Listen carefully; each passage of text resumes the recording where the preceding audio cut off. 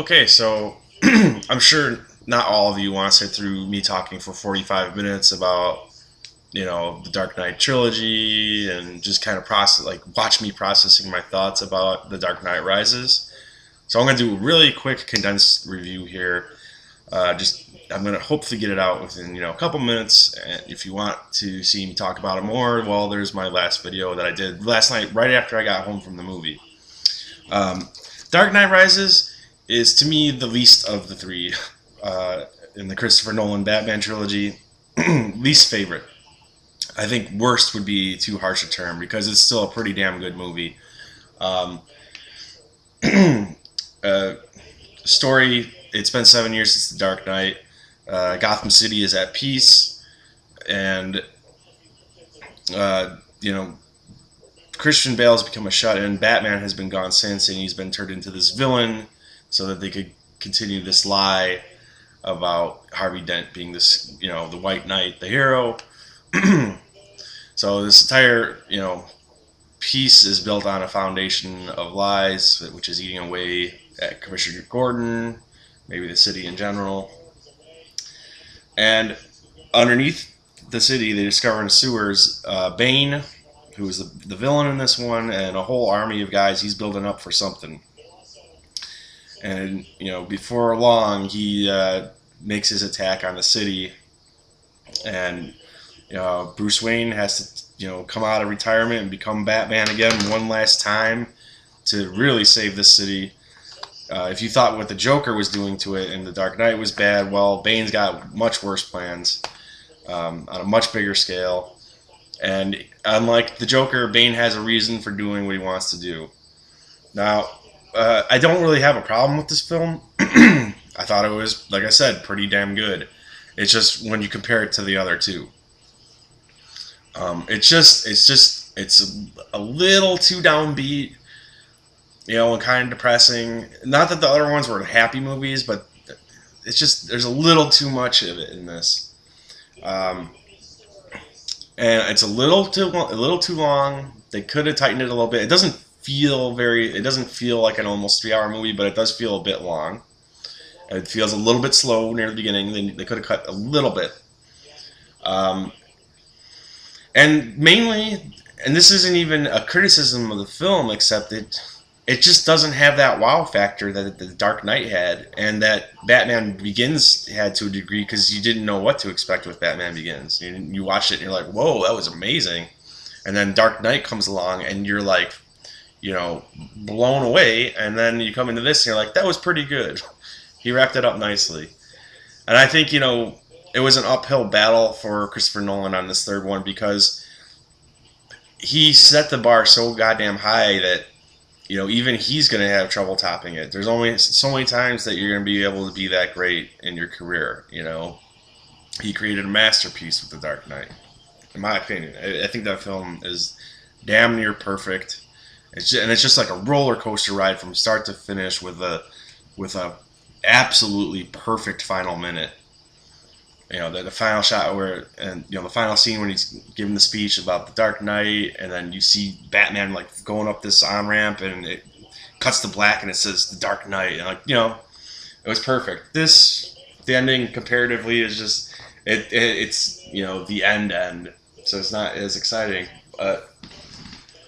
I think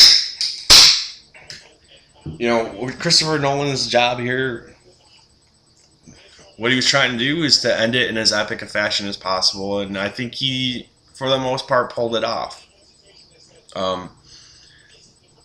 Kudos to everyone in the cast. Everyone did a phenomenal job here. Michael Caine, Christian Bale, they've been there all along, but I think,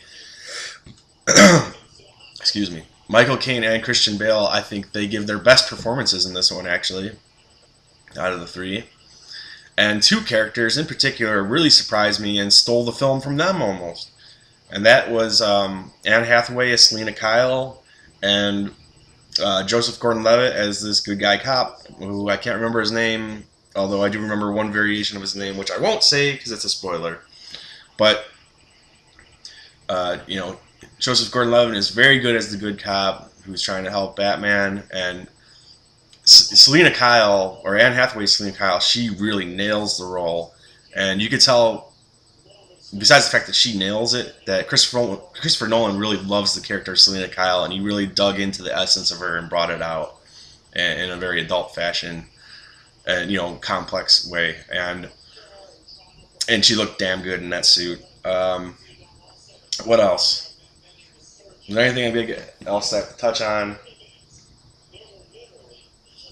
Bane, not as good of a villain as the Joker. I think he's better than the Scarecrow. He's more scarier. He's just a big, muscle guy. But there's a bit more going on. I mean, you learn a lot about his history in this. Way more. It's the exact opposite of the Joker, who he would tell you stories, but you were learning nothing. And here, you learn everything about Bane. He has a purpose, and there's something going on there, but it's a little less interesting to me that you find out what it's all about, and I think that's one reason among many that I like the Joker more. I feel Tom Hardy does a good job, but he's handicapped by the fact that he has a mask over his face. Um, the score by Hans Zimmer, as usual, incredible. It makes the film, and the moments where they decide to drop the score, also pretty cool. Um, the action, and I didn't really touch on this as much. No, I didn't touch it. This is one point in the 45 minutes where I talked last night I forgot to get to. The action in this film, there's a decent amount of it, but none of it is as good as, as good. It's a relative term. None of it is the same as the movie as a whole. It has that same wow factor as, like, he has the bat, the flying vehicle and stuff in this. He's flying around. There's missiles chasing him and this and that. And not, none of that ever touches the sheer wow factor of them flipping the semi in The Dark Knight on, I forgot what street that was in Chicago. They might have been Wacker. I don't know.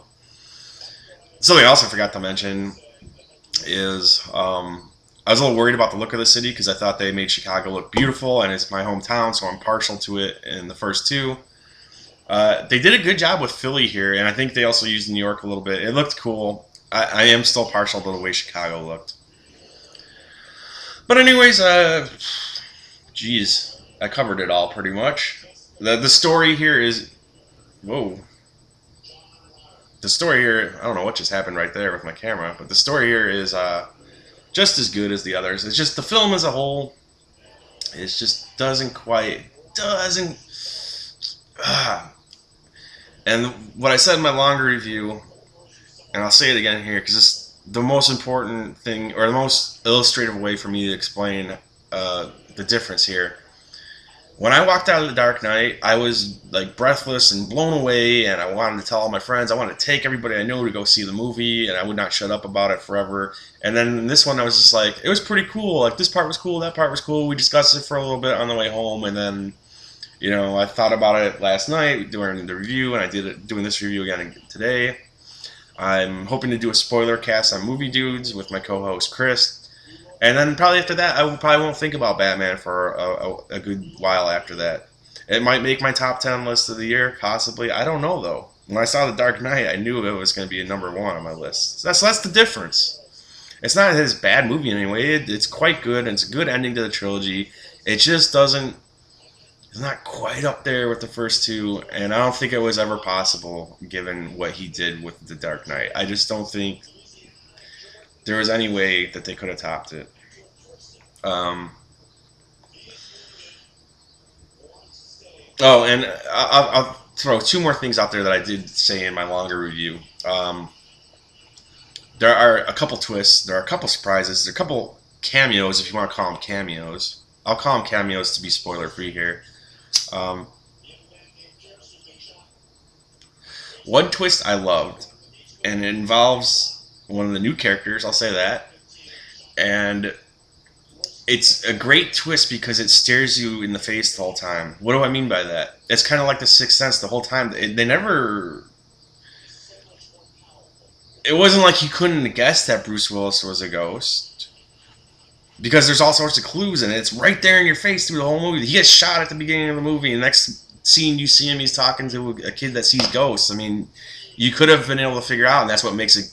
That's what makes a great twist great. And there is a great twist involving a new character here. And then there was an absolutely shitty twist involving another new character, which I thought was just one twist too many, and it was unnecessary. I feel like this one new character, I won't say who it is, could have been cut out of the movie completely, and it would have been probably a better film for it. But the one good twist involving a character, you're gonna like it, I think, and you're probably not gonna see it coming. But if you do, good for you, man. Good job. Anyways,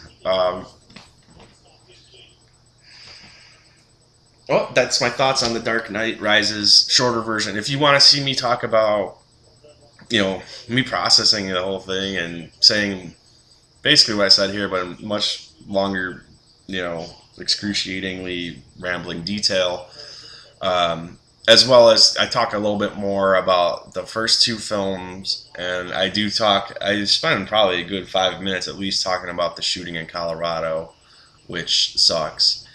It's too bad that we have to be talking about that when we're talking about, a great trilogy. So if you want to see that, watch my previous video.